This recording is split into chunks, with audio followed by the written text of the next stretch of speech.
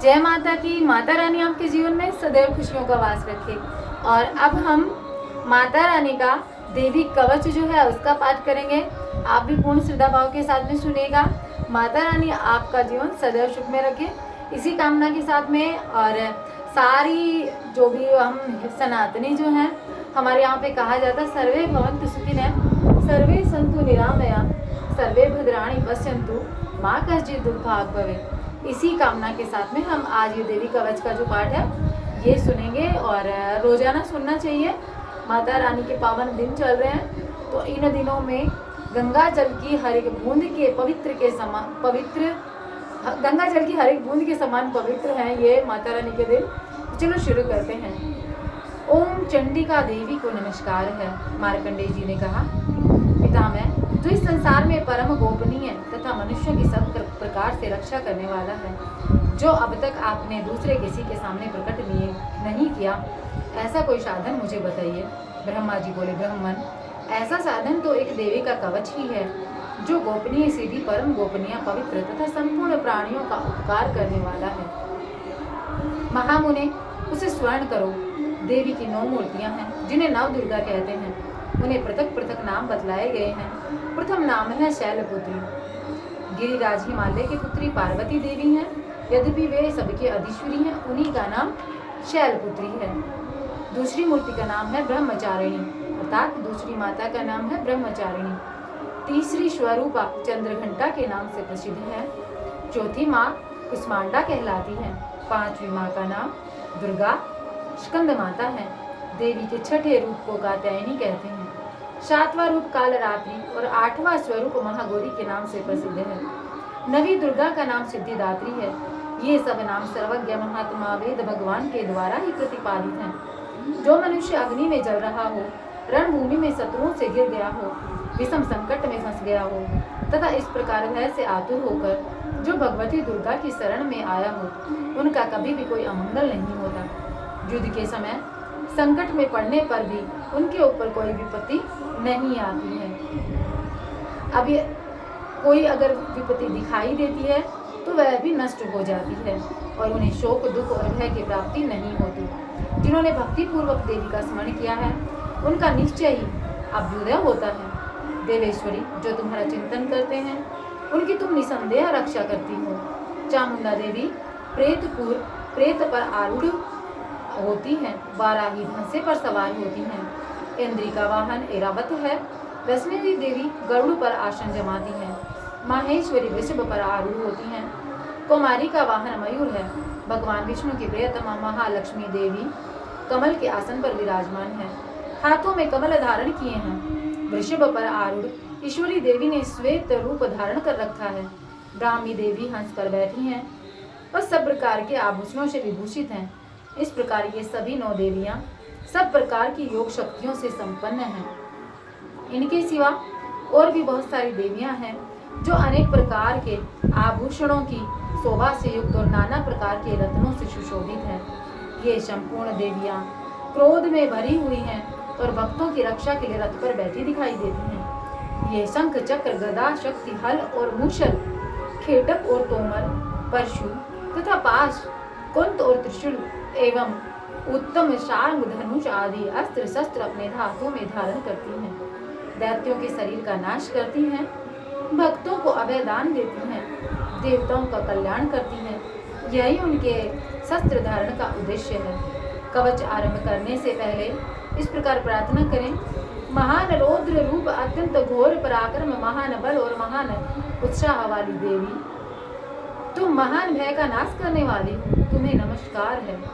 तुम्हारी ओर देखना भी कठिन है। शत्रुओं का भय बढ़ाने वाली जगदम्बिके, मेरी रक्षा करो। पूर्व दिशा में इंद्रा शक्ति मेरी रक्षा करें।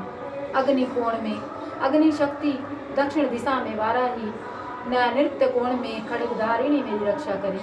पश्चिम दिशा में वारुणी, वायव्य कोण में मृग पर सवारी करने वाली देवी मेरी रक्षा करें।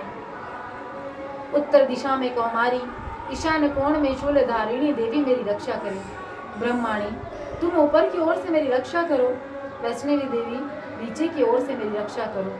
इस प्रकार शव को अपना वाहन बनाने वाली चामुंडा देवी दशों दिशाओं में मेरी रक्षा करो। जया आगे से, विजया पीछे से और मेरी रक्षा करें। वाम भाग में अजिता, दक्षिण भाग में अपराजिता मेरी रक्षा करें। उद्योतिनी शिखा की रक्षा करें। उमा मेरे मस्तक पर विराजमान होकर रक्षा करें। ललाट में मालधारी मेरी रक्षा करें। यशस्विनी देवी मेरी भौहों का संरक्षण करें। भौहों के मध्य भाग में त्रिनेत्रा और नथुनों की यमघंटा देवी मेरी रक्षा करें। दोनों नेत्रों के मध्य भाग में शंखिनी, कानों में द्वारवासिनी मेरी रक्षा करें। कालिका देवी कपोलों की तो भगवती शांकरी कानों के मूल भाग की रक्षा करें। नासिका में सुगंधा और ऊपर के ओठ में चर्चिका देवी मेरी रक्षा करें। नीचे के ओठ में अमृत कला तथा जीवा में सरस्वती देवी मेरी रक्षा करें। कुमारी दांतों की चंडिका कंठ प्रदेश की रक्षा करें। चित्र घंटा गले की घंटे की महामाया तालू में रहकर मेरी रक्षा करें। कामाक्षी ठोड़ी की और सर्वमंगला मेरी वाणी की रक्षा करें। भद्रकाली ग्रीवा में धनुर्धरी पृष्ठ वंश में रहकर मेरी रक्षा करें। कंठ के भारी भाग में नील ग्रीवा और कंठ की नली में नल कुबरी मेरी रक्षा करें। दोनों कंधों में खड़गिनी, मेरी दोनों भुजाओं की वज्रधारिणी रक्षा करें। दोनों हाथों में दंडिनी, अंगुलियों में अंबिका मेरी रक्षा करें। शूलेश्वरी नखों की नख रक्षा करें। कुलेश्वरी कुक्षी पेट में रहकर मेरी रक्षा करें। महादेवी दोनों स्त्रों की और शोक विनाशिनी देवी मेरी मन की रक्षा करें। ललिता देवी हृदय में शूल धारण उदर में रहकर मेरी रक्षा करें। नाभि में कामिनी, गुहा भाग की गुहेश्वरी रक्षा करें। पूतना और कमिका लिंग की और महिषवाहिनी बुधा की रक्षा करें। भगवती कटी भाग में विंध्यवासिनी घुटनों की रक्षा करें। संपूर्ण कामनाओं को देने वाली महाबली देवी पिंडलियों की रक्षा करें। नारसिंही दोनों गुटियों की और तेजस्वी देवी दोनों चरणों के पृष्ठभाग की रक्षा करें। श्री देवी पैरों की अंगुलियों में और तलवासिनी पैरों के तलवों में रहकर मेरी रक्षा करें। अपनी दाढ़ी के कारण भयंकर दिखाई देने वाली दष्टाक कराली देवी मेरे नखों की ऊर्ध्वकेशनी देवी मेरे केशों की रक्षा करें। रोम बलियों के छिद्रों में गोबेरी और त्वचा की वागीश्वरी देवी मेरी रक्षा करें।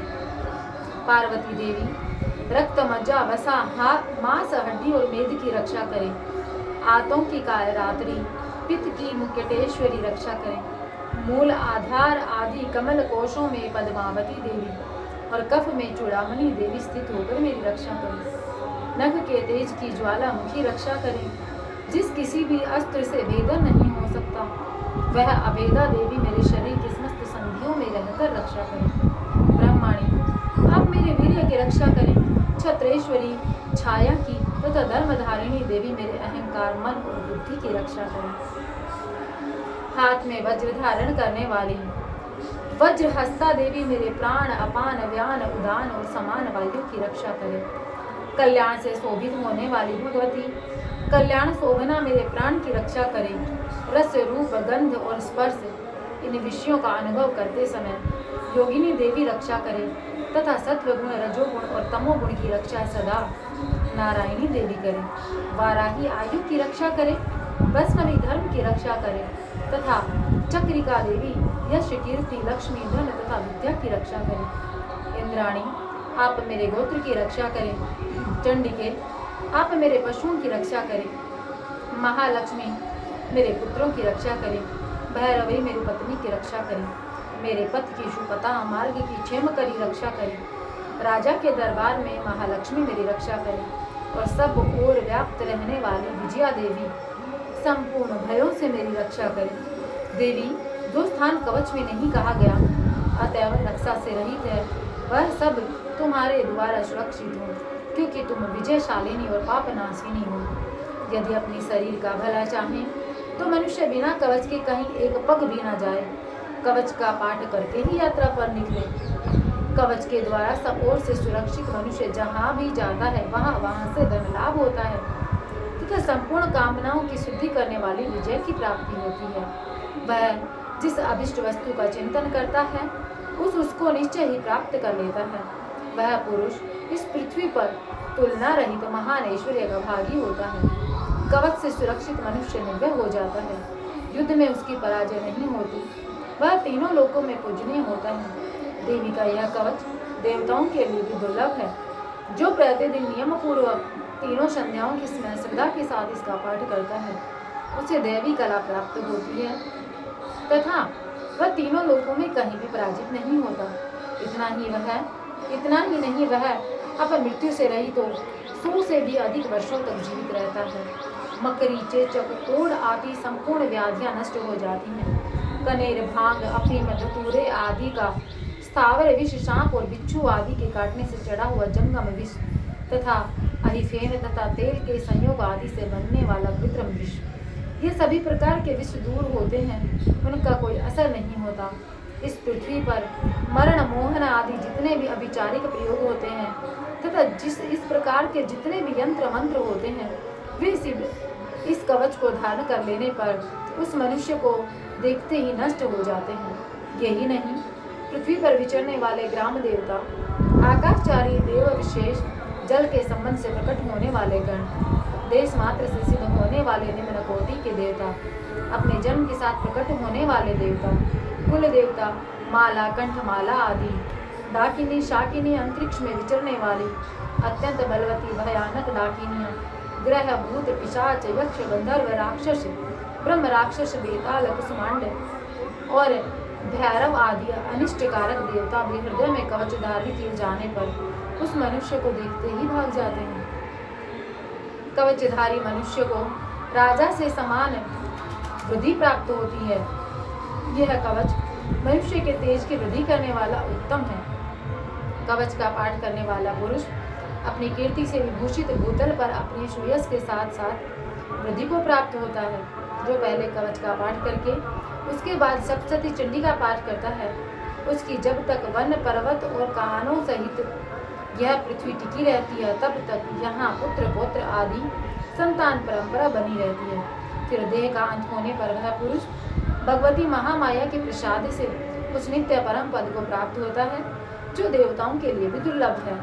यह सुंदर दिव्य रूप धारण करता और कल्याण में शिव के साथ आनंद का भागी होता है। तो प्रिय भक्तों, यहाँ पर देवी कवच जो है वह संपूर्ण होता है। अगले वीडियो में हम सुनेंगे श्री अर्गला स्तोत्रम। तो अभी के लिए मैं विदा लेना चाहूँगी। आप लोगों से एक ही निवेदन करना चाहूँगी, कमेंट बॉक्स में लिखिएगा जय माता की। चैनल को सब्सक्राइब कीजिएगा और हाँ, माता रानी की कृपा आप सभी पर सदा बरसती रहे, यही कामना आप भी कीजिएगा। सारी दुनिया जो है सब पर माता रानी की कृपा बरसे, कहीं कोई भी दुख कष्ट ना हो। जय माता की।